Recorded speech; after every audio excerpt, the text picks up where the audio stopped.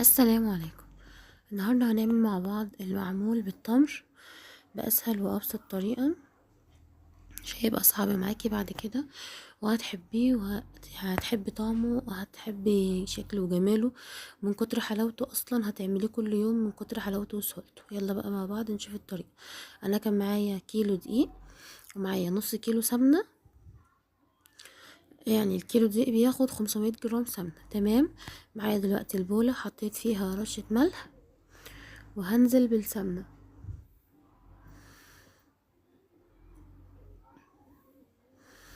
هنزل بالسمنة اهو كويس، هنزلها كلها، هنزل المقدار كله لان ده من ضمن الميزان. دايما لما تيجي تعملي اي حاجة حاولي ان انت توزني المقادير بالميزان افضل، عشان تبقى دقيقة يعني وما تبصش يعني، وتبقى الكمية كويسة جدا. تمام. بعد كده هنزل بكمية الكيلو الدقيق. انا مستعملة المرة دي الدقيق ماركته الاصيل. تمام. والسمنة انا مستعملاها خليط ما بين سمنة روابي اللي هي النباتي وسمنة اللي هي البلدي. تمام. نزلت الكمية دلوقتي اهو، كيلو دقيق. همسك الدقيق والسمنة بقى هبسهم في بعض، او هعمل مرحلة اللي هي البس يعني نبسهم ما بين بعض كده زي كأن بنعمل كحك بالظبط. دلوقتي هبس الدقيق بالسمنة لحد ما ينعم ويديني قوام عجينة لينة اللي هي متماسكة ولينة في نفس الوقت. تمام. هقعد ابس بايديا كده، يا اما هفركه بايديا كده بايد واحده بشكل دائري، يا اما همسكه ما بين راحة ايديا الاتنين واقعد ابس فيه وافرك فيه. تمام. زي ما انتم شايفين كده، انا كنت بدأت اعمل فيه شويه بس حبيت اوريكم وانا شغاله فيه بيبقى عامل ازاي. انا شغاله بشكل اللي هو زي الدائري كده. هو ده البس. ممكن نبسه بطريقه تانية برضو، ان احنا نمسكه ما بين راحة ايدينا الاتنين ونبسه لحد ما يوصل للقوام اللي احنا عايزينه، ان هو يكون عجينة لينة وطرية وملمومة اللي هي بتتشكل يعني زي عجينة الغريبة كده بالظبط. تمام. زي ما انتم شايفين كده انا بقلب وببس كويس جدا. هنبشه كويس جدا لحد ما نوصل للقوام زي ما عملت في فيديو الغريبة كده. اهو احنا عايزين نوصل للقوام ده. تمام. لو في اي تكتلات بنفكها بايدينا زي ما انتم شايفين كده. ده القوام اللي انا وصلت ليه. تمام. هو عجينة متماسكة وبتتشكل وفي نفس الوقت لما اجي اكورها ما بتتشققش. تمام.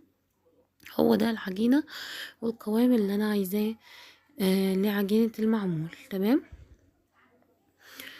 عجينة جميلة وسهلة ومتماسكة جدا. تمام.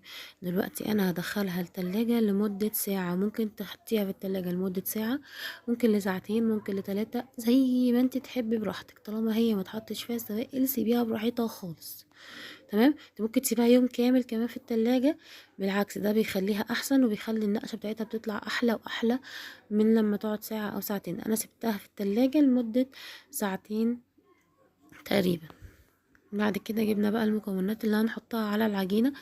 ممكن تحطي المكون اللي هو الروايح بتاعتها، يعني اللي هو المحلب عليها قبل ما تعمليها، يعني قبل ما تبسيها، بس برضو عادي حتى لو حطيت دلوقتي مفيهاش اي مشكله. كده كده هيتختلط بالعجين. معايا 200 جرام سكر بودر، ومعايا 200 جرام ميه، ممكن تستبدليها بالحليب عادي. تمام. وهو ده المحلب اللي انا بقول لكم عليه. انا جبته، انا جايبه ب10 جنيه اصلا، يعني حبه حلوين. اخدتش منهم غير معلقه تقريبا وطحنتها. تمام. زي ما انتم شايفين كده، دي كده العجينه بعد ما طلعت من التلاجة ناشفة، اللي هي متماسكة يعني، ماسكة نفسها. هو ده اللي انا عايزاه. تمام. العجينة قعدت براحتها بقى في التلاجة وسقعت كويس. لو قعدت اكتر من كده كمان هيبقى افضل. تمام. هنزل عليها بمعلقة المحلب. انا هنزله بمعلقة محلب كبيرة، ونازله هنزل بقى بالكميه السوائل بتاعتي. انا حطيت السكر على الميه وقلبتهم ودوبتهم وهنزل بيهم. كميه السوائل دي كويسه جدا. بالنسبه للسمنه، تيجي انت بتكوني بتبسي السمنه بالدقيق، اوعي تزودي سمنه تاني لما تلاقي ان الدقيق مفرول كده زي ما انا وريتك في الاول. تمام. لان انا برضو لما عملت كده يعني قبل كده، لما لقيتها كده افتكرت ان هي آه محتاجة سمنة يعني. فلما انا قلت استنى، فلما قعدت ابس فيها كويس جدا لقيتها اتلمت. فبرضو ممكن انت لما تيجي تعملي كده برضو تعتقدي ان هي هتحتاج سمنة تاني لما انت بتيجي تبسيها، فاوعي تحطي سمنة الا ما توصلي للنتيجة اللي انا وريتها لك في الاول، وبعد كده تروحي حطاها في التلاجة. تمام. بالنسبة للطريق المرحلة دي برضو لما تيجي تحطي السوائل، اوعي تخافي في المرحله دي لما تلاقي العجينه تحسي انها لينه خالص قوي منك. تمام. ما تخافيش، قلبي كويس جدا، قلبي كويس جدا لحد ما تتلم.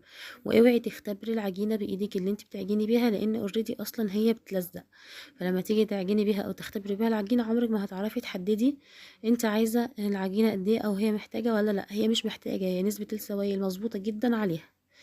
تمام. فلما نيجي نعمل العجينة نقلب فيها كويس جدا وندمج السوائل كويس جدا من فوق لتحت، ولما نيجي نختبر العجينة نشوف هي العجينة امتصت السوائل كلها ولا لا، نختبرها بالايد اللي هي نظيفة ما فيهاش اي عجين، نشوف هي هتحدد لنا العجينة عملت ولا لا. تمام. دلوقتي كده انا معايا كيلو من عجوة الطرية. تمام. يفضل ان انت تجيبي نوع عجوة نظيف عشان ما يتعبكيش في التشكيل وكده يعني. انما لو عندك المطافي العجوة عادية او اللي هي العجوة اللي بتتباع في السوق عادي، ممكن تحطي، او العجوة لو كانت ناشفة ممكن تحطيها على النار مع معلقة السمنة، مش تقلبيها كده اللي هي في العادي كده، مش على النار، لا تحطيها على النار وتقلبيها وهتلاقي الدنيا زي الفل وما فيهاش مشكلة. تمام.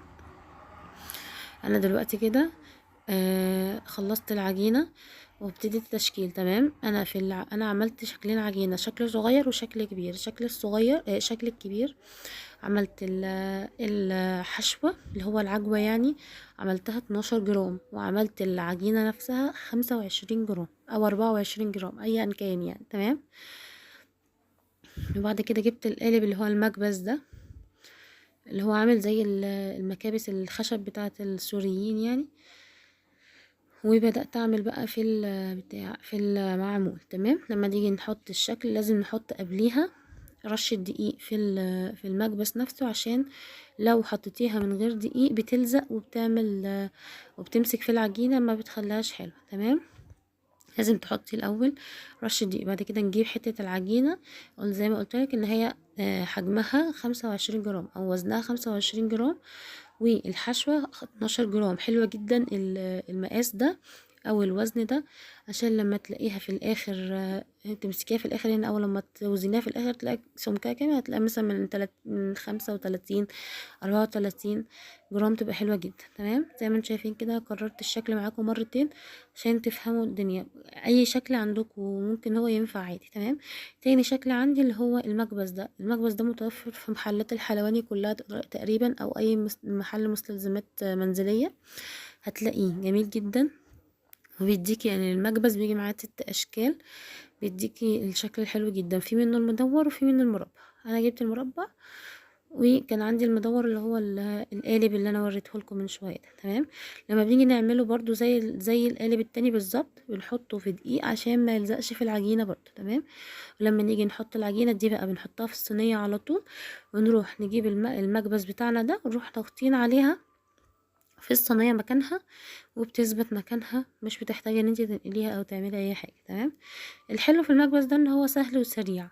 تمام. انما التاني برضو بيدينا اشكال احلى برضو يعني، ده حلو وده حلو، وده برضو بيدينا اشكال مربعه والتاني بيدينا اشكال مدوره عادي يعني، الاتنين زي الفل. تمام. بعد ما خلصت المعمول دخلته على درجة حرارة 200. ده لازم تكون درجة حرارة عالية عشان العجوة ما تطلعش منك ولا تشقق. تمام. بتدخليه على درجة حرارة 200. اول ما ياخد لون من تحت تروحي مشغله له الشوايه على طول. تمام. يعني انا اخد معايا في اول صينيه او اول صاج دخل معايا، اخد معايا تقريبا من تلت ساعه تقريبا. الصاج التاني تقريبا اخد معايا ربع ساعه. فانت تخلي بالك كده ان التسويه بتاخد من 20 دقيقه، من 15 دقيقه، ممكن توصل ل25 دقيقه على حسب الفرن بتاعك. فانت ما تستعجليش، المهم ان انت ما تطوليش عليه في الفرن عشان الحشوه ما تطلعش منه او ما يشققش. تمام. زي ما انتم شايفين كده ما شاء الله ناعم ودايب، وطعمه بجد خرافي، ومن كتر ما حلاوته والله هتعمليه اكتر من مرة في اليوم كمان. جميل جدا وهتعمليه على طول. من حلقات العيد السهلة والجميل. لو عجبكم الفيديو متنسوش الاشتراك وتحطوا لي لايك، والسلام عليكم.